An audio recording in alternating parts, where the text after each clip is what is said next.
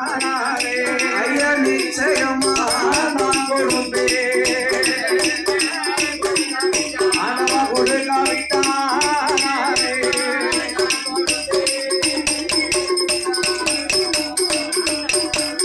ஐயப்பா நீங்க கொடுக்காவிட்டார் நம் பார்வதியா நான் கொடுப்பேன்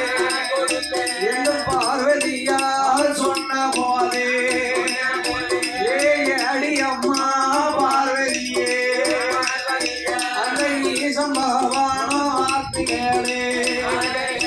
உடம்புன்னா கத்தரிக்காய் வாழைக்காய் வியாபாரம் ஆடி கடையில வைக்க கள்ளமுள்ள வியாபாரம் ஏ பார்வதிய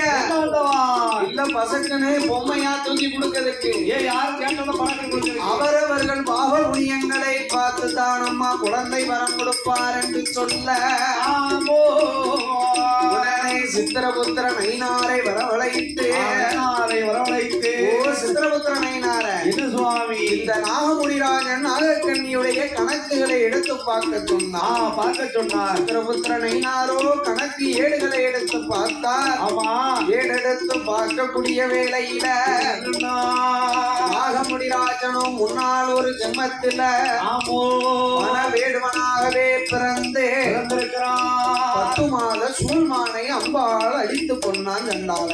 சண்டாளனை கொண்டாலும் பரவாயில்லை மான் வயிற்றுக்குள்ள வளர்ந்த ஒரு பெண் சிசுவை கொண்டிருக்கிறான் ஆமா அதனால இப்பிறப்பிலே இவர்களுக்கு பிள்ளை இல்லை அப்பா அவர் இல்லை அப்பா அவர்தான் அந்த பாவத்தை செய்தார் ஆமா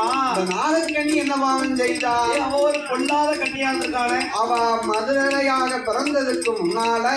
மருத்துவமா பிறந்து ஒரு மருத்துவமாகவே பிறந்து ஆமா 7 8 பிள்ளைகளா